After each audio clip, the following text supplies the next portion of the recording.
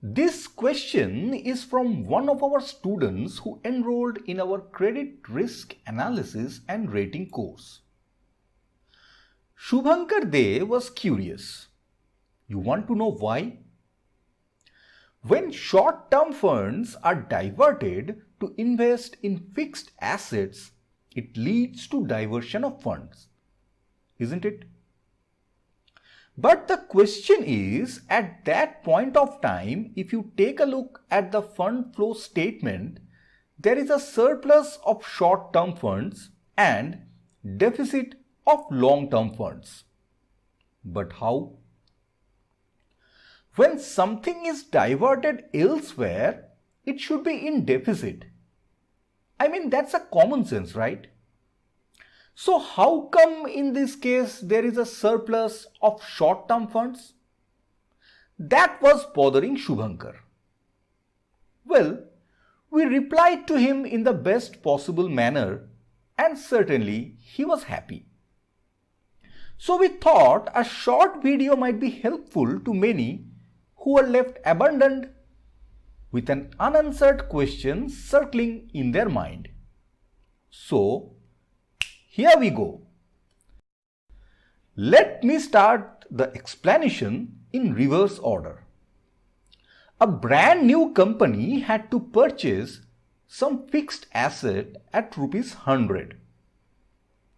It had its own equity of rupees 20. No other long-term sources, mind it. So how much is the deficit in long-term fund? 100 minus 20 is equal to 80. It approached the bank for a loan and bank sanctioned a working capital limit of rupees 100. Out of this 100, he utilized rupees 80 for purchasing the fixed asset. With the remaining amount, he purchased raw materials of rupees 20. Now take a look at the fund flow. Long-term sources is equal to 20. Long-term uses 100. So sources minus uses is 80 rupees in deficit. Again, if we come to short-term sources, which is 100, and short-term uses, which is 20, this leads us to short-term surplus of 80. Here surplus means excess of short-term funds in comparison to current asset. And deficit means shortfall of long-term funds to acquire fixed asset.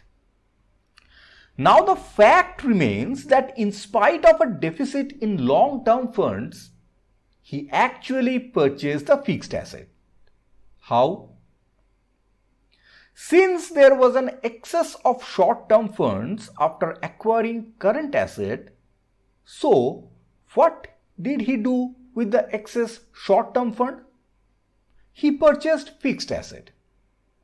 He invested rupees 80 combined with own equity of rupees 20 to purchase fixed asset of rupees 100. If you like this content, you can also take a look at our full-length credit tutorials. The link you can find in the description right below this video.